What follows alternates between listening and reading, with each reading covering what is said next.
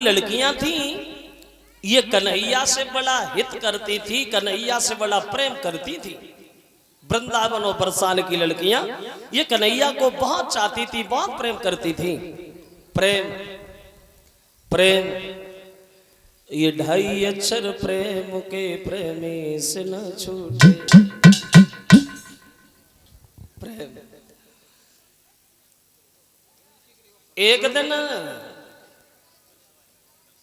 कलश वाली कन्याएं बाहर आ जाइए। गोपियां कन्हैया से बोली, है मुरलीधर वैसे तुमने हमारी आज तक की जितनी भी इच्छा थी वो सारी इच्छाएं पूरी करी, अब हमारी एक इच्छा और है कि हमारी एक इच्छा पूरी होगी। बोले क्या इच्छा है तुम्हारी? तो गोपियां बोली हैं श्याम अगर हो सके तो किसी दिन तुम हमारे साथ महाराज और करो। कन्हैया बोले ये कौन सी बड़ी बात है, समय का इंतजार करो वो भी देख लेंगे। तो एक दिन कन्हैया को ध्यान आ ही गया, कुआर के महीना की शुक्ल पक्ष की पूर्णमासी की सावन, ध्यान आओ और योग माया को बुलाए के एक बात कहिए कि तुम जाओ और यमुना के किनारे वृंदावन में इतनी सुंदर रमणीक जगह बना के तैयार करो जहां हम गोपियों के साथ महाराज कर सके। अब योग माया दौड़ी, जगह बनाई, और जब योग माया ने जगह बनाई, वो जगह ऐसी बनाई, वो जगह कैसी बनाई, वो जगह ऐसी बनाई, वो जगह कैसी बनाई, वो जगह क्या है जो योग माया ने जगह तैयार की है। कैसी जगह बनाई वहां योग माया ने?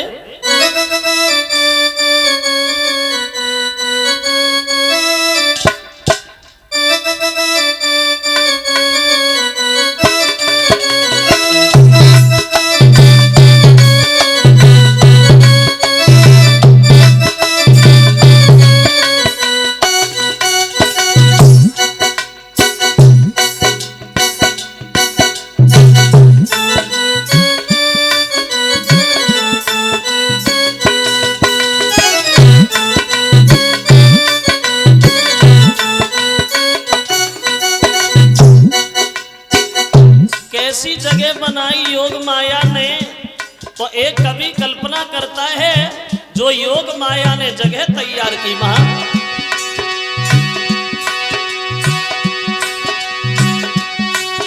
जागृत खड़े अति सुंदर आए मैं तो भूल के अंदर।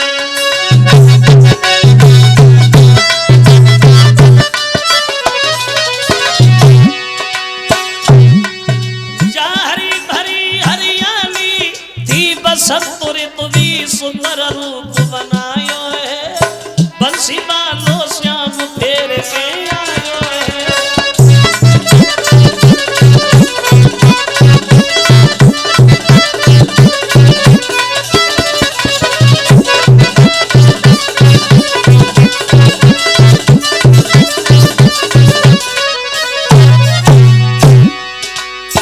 गए भगवान, जब सुंदर रमणीक जगह कन्हैया ने देखी तो रुका नहीं गया। अब कन्हैया ने बंसी उठाई और बजाने लगे। तब लई मुरली हाथन में और दीनी श्याम बजाई, प्यारी धुनी बंसी की सखियन ने जब सुन पाई तो ज्ञान गमायो है, बंसी बालो श्याम फेर के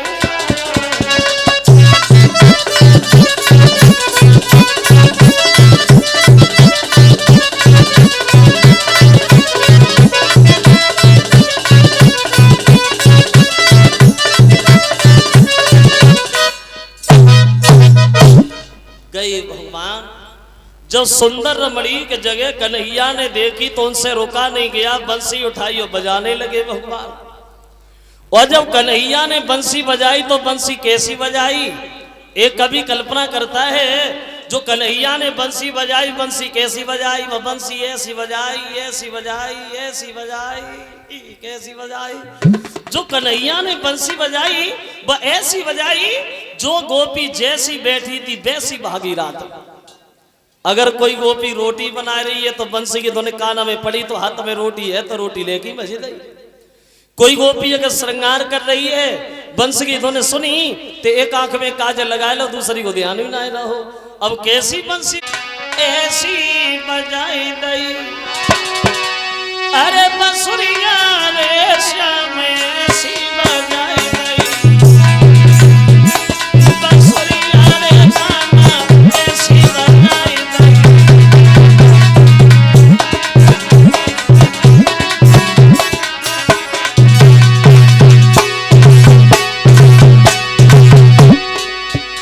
कैसी गोपियां श्रृंगार भूल गई, उल्टे सीधे गहने पहनना शुरू हो गई। क्या दशा बनी? किसी के नाक में कुंडल बुलक कानन में, उल्टे सीधे गहने। किसी के नाक में कुंडल बुलक कानन में, किसी के होठन में सुरमाल पिस्टका खेन में।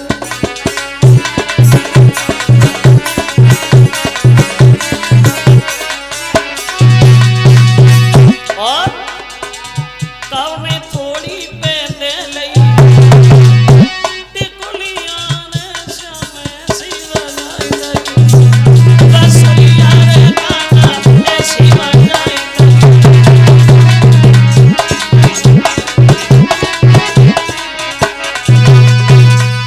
उल्टे सीधे गहने पहनी भागी रात में, बहुत रोका नहीं मानी गोपियां और भागती भागती पहुंच गई ना कन्हैया बंसी की धुन में लीन है बहा।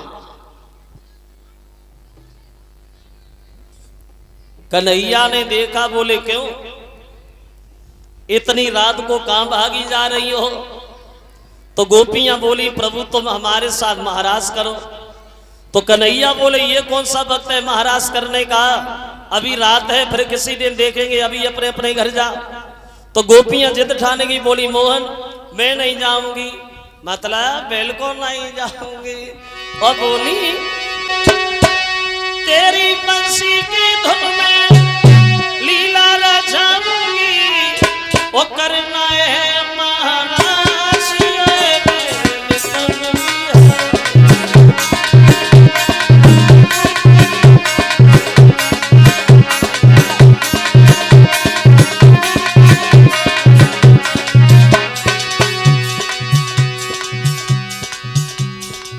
ठान गई गोपियां।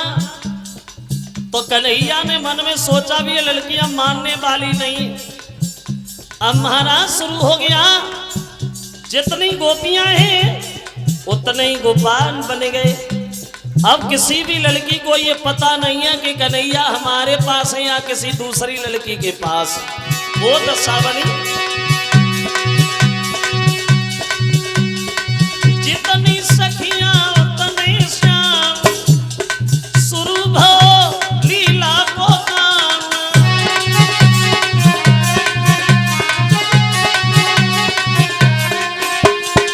जितनी सखियां उतने श्याम शुरू भो लीला को काम। नाचे विपन बिहारी मुरलीधर गिरधारी।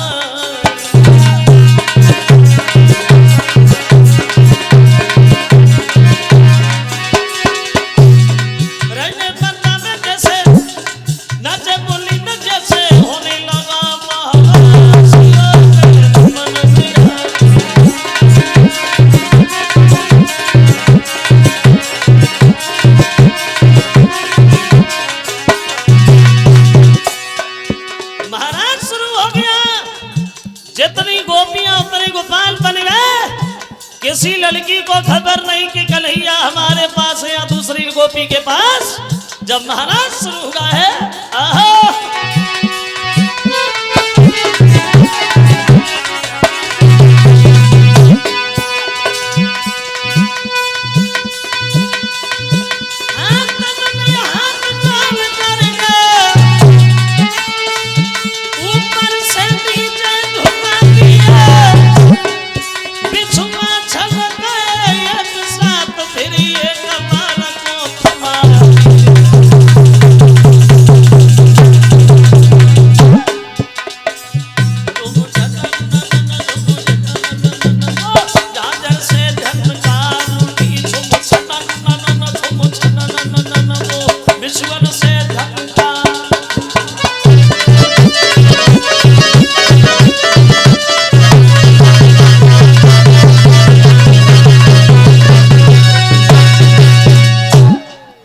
जितनी गोपियां उतने गोपाल बन गए। महाराज जिस समय होना शुरू हुआ है वृंदावन में भक्तों, अब उस महाराज के दृश्य को देखने के लिए देवताओं की देवियां भी चली वहां वृंदावन में रात में। तो कैलाश पर्वत से भोले बाबा की पत्नी पार्वती जी चली तो शंकर जी ने रास्ता घेर ली। पार्वती जी किधर जा रही है भैया रात में? तो बोली महाराज वृंदावन जा रही। भोले बाबा कृष्ण की लीला हो रही है, महाराज हो रहा है, महाराज देखने जा रही हूं। तो भोले बाबा बोले भाई अकेली अकेली जा रही है, हमें भी लिए चलो, हम भी चलेंगे, हम यहाँ क्या करेंगे, हम भी महाराज दिखाएं। तो जवाब दिया प्रभु वहां औरतें औरतें जाती, पुरुषों का कोई काम नहीं है। तो शंकर जी बोले पार्वती औरतें जाती हैं भैया, हम क्यों नहीं जाएंगे, हम तो जरूर जाएंगे। तो बोली महाराज आपको कोई अंदर भी नहीं घुसने देगा क्या? हाँ। तो भोले बाबा बोले पार्वती माँ औरतें तो जाती हैं, हाँ, औरतों को कोई नहीं रोकता। हाँ भैया, तो तुम्हारे पास तुम्हारी कोई साड़ी रखी है क्या? मतलब ये है पार्वती जी ले गौरा से एक दिन यूं बोला प्यारी हम भी जनाने बनेंगे। ओ बोले गौरा से एक दिन यूं बोला।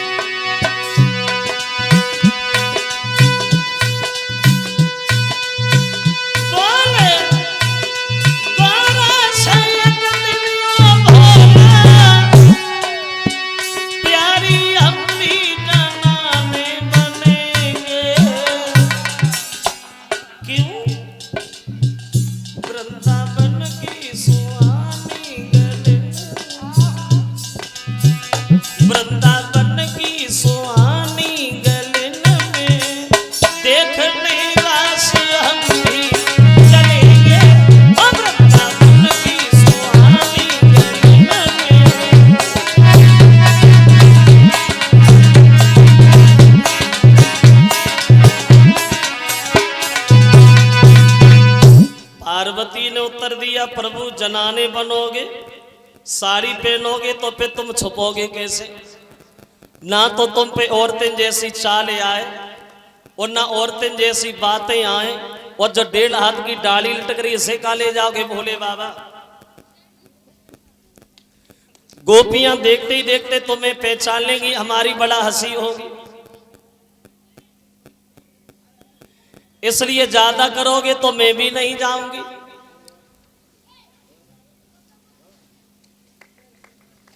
तो शंकर जी बोले तुमसे किसने कहा तुम जाओ, तुम बैठो। हम तो गए।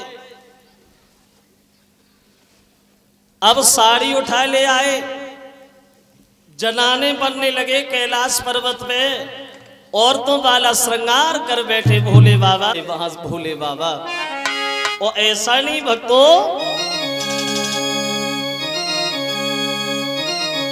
कि बन गए रे, कि बन गए रे सुंदर ब्रज की नारी, और सजावे बोले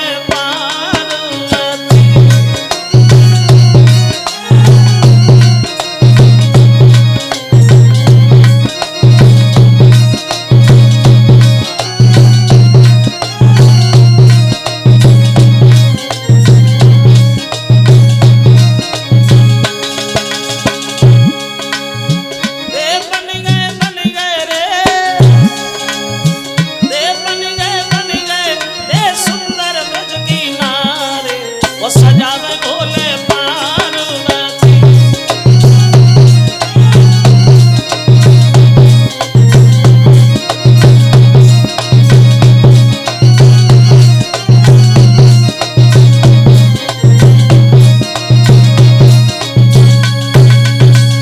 लंबो सो घूंघट मारो, अब बोलो पार्वती अब भी कोई पहचानेगा क्या? तो पार्वती बोली भोले बाबा गोपियां देखते देखते पहचान लेंगी, हमारी बड़ा हंसी होगी, ज्यादा करोगे तो मैं भी नहीं जाऊंगी। शंकर जी बोले तुमसे किसने कहा तुम जाओ, तुम बैठो। हम तो गए। अब आगे आगे पार्वती, पीछे भोला भंडारी। बड़े मन में मगन है शंकर जी, सोच रहे हैं कि बचपन में कन्हैया को देखा था, आज दोबारा फिर दर्शन हो जाएंगे, ये सोच के आगे बढ़े। लेकिन महाराज में भी नहीं घुस पाए। उससे पहले गोपी ने दरवाजे पे खड़ा कर लिया, खड़ी हो जा। तो पार्वती बोली हम तो महाराज देखने आए, देखो खूब देखो, ऐसे थोड़ी देखोगी। कैसे देखेंगे, परिचय बता, कहां से आई, क्या नाम है तुम्हारा, कहां रहती हो? तो पार्वती मन में सोचने लगी हम अपना परिचय तो दे देंगे, जो पीछे घूंघट मारे खड़े इनके लिए क्या कहेंगे, ये कौन है? बोले तुमने हमें पहचाना नहीं, मैं हूं ना, मैं कैलाश पर्वत से आई। गोपी बोली अच्छा शंकर जी की पत्नी हो पार्वती जी, आप जाओ आप जाओ। अब पार्वती अंदर घुसी, भोले बाबा घूंघट मारे पीछे ही लगे। अब गोपी ने खड़ा कर लिया, खड़ी हो जा, तुम ही तो बता तुम कहां से आई। अब बोल ही नहीं रहे, चुपचाप खड़े। पार्वती ने मुड़ के देखा कि शंकर जी तो दरवाजे पे ही रह गए, लौटे आई क्यों, इन्हें काय को रोक लिया, इन्हें क्यों नहीं जाने दिया?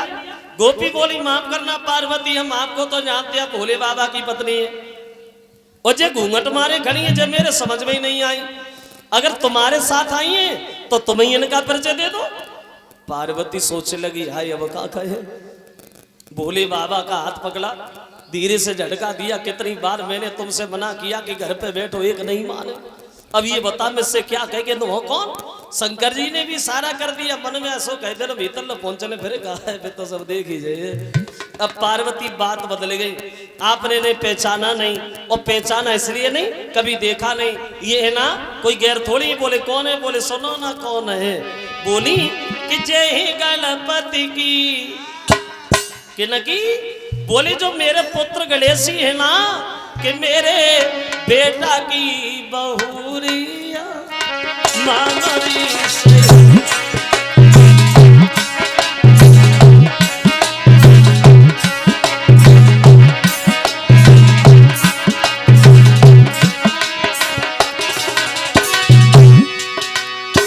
ये हमारे पुत्र गणेशी की पत्नी है, अब जाएं, अब तो चली जाएं। रुको रुको पार्वती, क्या गणेश जी की शादी हो गई? बोली और का, अबे कितने दिन भाई? बोली अरे 10 दिन पहले अपने लला की घर में करी सगाई, अति सुंदर बहुवर बेटा की, और मेरे घर में आई देखी पर्वत की दहरिया मानरी सही।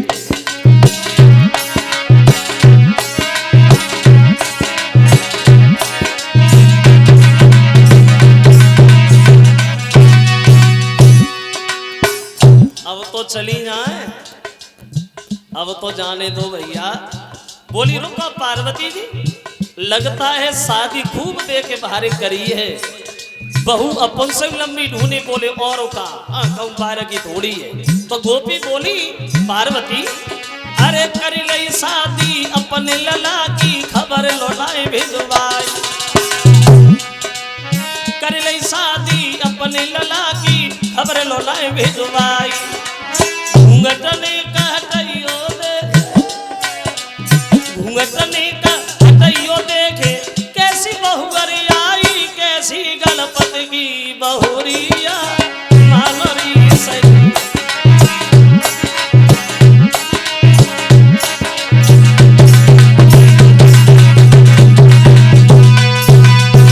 उत्तर दिया गोपी ने, चलो पार्वती शादी में नहीं बुलाया तो कोई बात नहीं, अब यहाँ आई गई हो ने घूंघट ऊपर को चगा, हम भी देखे कैसी गणेशी की पत्नी है। पार्वती सोचने लगी हाय अब क्या कहे। जब फिर बात बदल गई, यहाँ घर पे आ गई, यहाँ देखने दूं या नहीं देखने दूंगी भैया ना। अब शंकर जी का हाथ पकड़ा, जल्दी जल्दी अंदर घुस गए। अब पार्वती तो महाराज देखने लगे, लेकिन भोले बाबा महाराज देख ही नहीं पा रहे। घूंघट नीचे से ऊपर को चगाते, सो पार्वती झटका देती, नीचे न करियो मुझे तो बता। बड़े परेशान, महाराज देखने गए, देख ही नहीं पा रहे। लेकिन एक नजर शंकर जी की पड़ गई कन्हैया के ऊपर, जो कन्हैया गोपियों के साथ नाच रहे थे। और जो कन्हैया को नाचत वो देखो, शंकर जी ने घूंघट मारो बैठ के सोचने लगे, बारे करिया ओरे तो में बड़ा गुड़ भरे, कैसे नाच रहो। ऐसा लगता है गोपियां पागल कर नहीं इसने। अब भोले बाबा बैठे बैठे मन में सोच रहे घूंघट मारे हुए, और मन में सोचा कि जे करिया करिया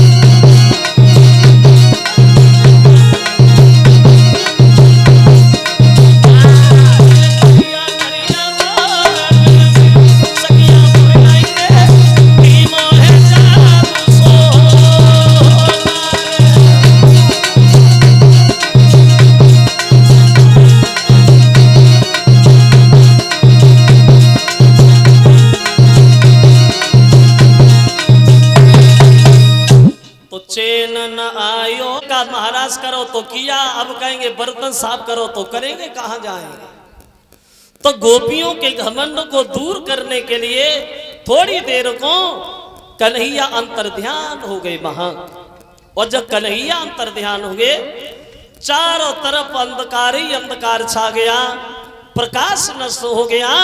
तो गोपियां क्षमा मांगने लगी, प्रभु भूल हो गई, अब जीवन में ऐसा घमंड कभी नहीं करेंगे। फिर सबके बीच आए और बड़ा हंसी उल्लास के साथ महाराज का काम संपन्न करते हैं। भोले बाबा पार्वती को लेकर के चल दिए कैलाश पर्वत के लिए, और कन्हैया लौटे आए हैं वृंदावन में।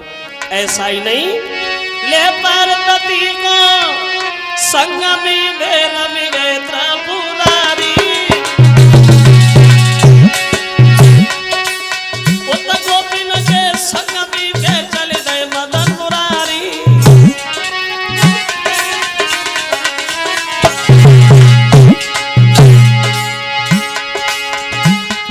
महाराज बीत गई घर घर जाने का,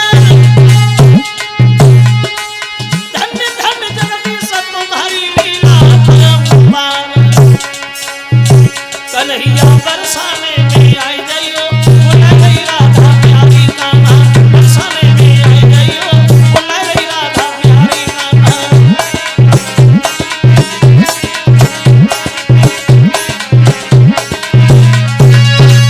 इस तरह से महाराज का काम संपन्न हुआ है वहां।